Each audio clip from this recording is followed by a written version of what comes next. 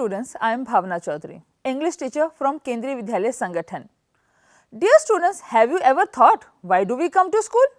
Right, we come to school to learn to read and write, to learn the facts and know the different things. What happens if one doesn't learn and remain illiterate? Do you feel that illiteracy is going to affect your life in any way? Okay, let's read the story today to find out how an illiterate woman feels about it, how helpless she feels and how at the age of 60 she decides to learn to read and write. So, the story is about a girl who teaches her grandmother to read and write. The author of this story, Sudha Murthy, is an Indian educator, author and philanthropist who is the chairperson of Infosys Foundation. She was awarded the Padam Shri, the fourth highest civilian award in India, for her social work.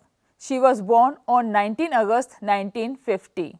She began her professional career as a computer scientist and engineer and later excelled as an author in Kannada, Marathi and English language.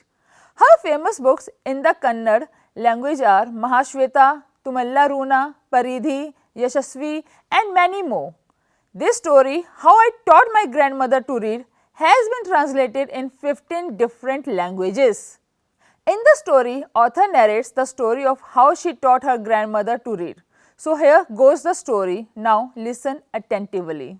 When I was a girl of about 12, I used to stay in a village in North Karnataka with my grandparents. Those days the transport system was not very good. So we used to get the morning paper only in the afternoon. The weekly magazine used to come one day late. All of us would wait eagerly for the bus which used to come with the papers, weekly magazine and the post. At that time, Triveni was a very popular writer in Kannada language. Dear students, she was called a wonderful writer because her style was easy to read and very convincing. Her novel Kashi Yatra appeared in serial form in the Kannada weekly Karmavira then. As you all know, students, most Hindus believe that going to Kashi and worshipping Lord Vishweshwar is ultimate punya. This old lady in the novel Kashi Yatra also believed in this. Her struggle to go there is described in that novel. In the story also there is a young orphan girl who falls in love but there is no money for her wedding. In the end, the old lady gives away all her savings without going to Kashi. She says that happiness of the orphan girl is more important than worshipping Lord Vishweshwar Kashi. So students, that old lady gave away all her savings to that young girl so that she could get married. My grandmother Kristakka never went to school, so she could not read. Every Wednesday the magazine would come and I would read the new episode of this story to her. During that time, she would complete all her work and listen with the greatest concentration. My grandmother too never went to Kashi and she identified her with a novel protagonist. So more than anyone else, she was the one most interested in knowing what happened in the story. And she used to insist that I read the serial out to her. Once I went for a wedding with my cousins to a neighboring village. In those days, a wedding was a great event and we children enjoyed ourselves thoroughly. We would eat and play endlessly, savoring the freedom because all the elders were busy. I went for a couple of days but ended up staying there for a week. When I came back to my village, I saw my grandmother in tears. I was surprised as I have never seen her cry, even in the most difficult situations. So students, here you see that Sudha Murthy got worried as she was very attached to her grandmother. What had happened? I was worried. Is everything alright? Are you okay? I asked her.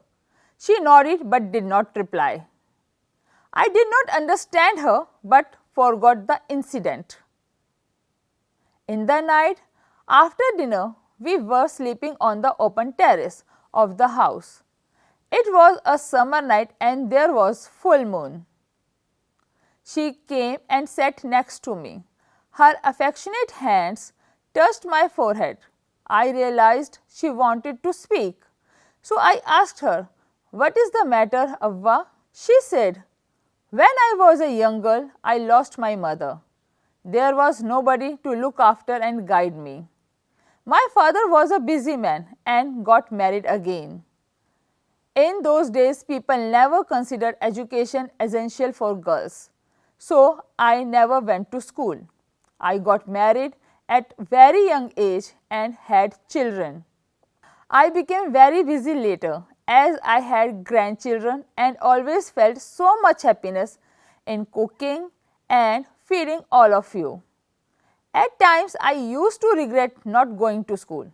So I made sure that my children and grandchildren studied well. I could not understand why my 62 years old grandmother was telling me the story of her life in the middle of the night. But I knew I loved her immensely and there had to be some reason why she was talking to me. I looked at her face. It was unhappy and eyes were filled with tears. "Don't cry. What's the matter? Can I help you in any way?" Sudha Murthy asked her. She said, "Yes, I need your help. You know, when you were away, Karmavira came as usual. I opened the magazine. I saw the pictures that accompanies the story of Kashi Yatra and I could not understand anything that was written. I waited eagerly for you to return and I felt you would come early and read for me. I could have asked somebody in the village, but I was too embarrassed to do so. I felt very dependent and helpless. We are well off, but what is the use of money when I cannot be independent?" I did not know what to say in answer. So, dear students, you can understand the value of education. Money is of no use if you are uneducated. You must consider yourself fortunate as you have got the opportunity to study. Then the grandmother continued, "I have decided to learn the Kannada alphabets from tomorrow onwards. I will work very hard. I will keep Saraswati Puja date during Dashera as the deadline." I saw the determination on her face, yet I laughed at her and said, "At the age of 62, you want to learn alphabets? All your hair is grey, your hands are wrinkled, you wear spectacles and you work so much in the kitchen." She said, "If you are determined, you can overcome any obstacle. I will work hard, but I will do it. For learning, there is no age bar." The next day, I started my tuition. She was a wonderful student. The amount of homework she did was amazing. She would really repeat and recite. I was her only teacher and she was my first student. Little did I know that then one day I would become a teacher in computer science and teach hundreds of students. The Dashera festival came as usual and secretly I bought Kashi Yatra, which had been published as a novel by that time. My grandmother called me to the puja place and made me sit down on a stool. She gave me a gift of frock material. Then she did something unusual. She bent down and touched my feet. I was surprised and taken aback, as elder never touch the feet of youngsters. We have always touched the feet of God, elders and teachers as we consider that as a mark of respect. So, dear students, you all must know that this is common practice in our culture, that we touch the feet of our elders and teachers. Sudha Murthy was surprised because her grandmother touched her feet. She said, I am touching the feet of a teacher, not my granddaughter. A teacher who taught me so well with so much of affection that I can read my novel confidently in such a short period. Now I am independent. It is my duty to respect a teacher. Is it not written in our scriptures that a teacher should be respected irrespective of the gender and age? I did return the namaskar to her by touching her feet and give my gift to my first student. She opened it and read immediately the title and the publisher name, Kashi Yatra by Triveni. I knew then that my student had passed with flying colors. So, isn't it wonderful story? So, now that we have read the story, let us see what kind of a person grandmother was. Grandmother was very determined, and her determination is evident from her decision to learn Kannada alphabets at the age of 62. Grandma was a visionary. Grandma had never been to school, so she understood the value of education, and thus she ensured that her children and her grandchildren studied well. And when she decided to learn to read and write, she knew that the investment of time would be required, so she set Dussehra as the deadline. She kept a deadline till when she had to achieve her task. This shows that she was a very good planner too. She was a hard working lady, as she worked really hard to learn Kannada alphabets, and it was only due to her hard work that she had been able to achieve her task. Grandmother was also very emotional, and this we can see when she touched her granddaughter's feet on the day of Saraswati Puja, as she considered her granddaughter her guru. The narrator Sudha Murthy is the granddaughter in the story, and she is a 12-year-old girl who has the usual characteristics of a 12-year-old child. She is a sensitive, caring and a responsible child.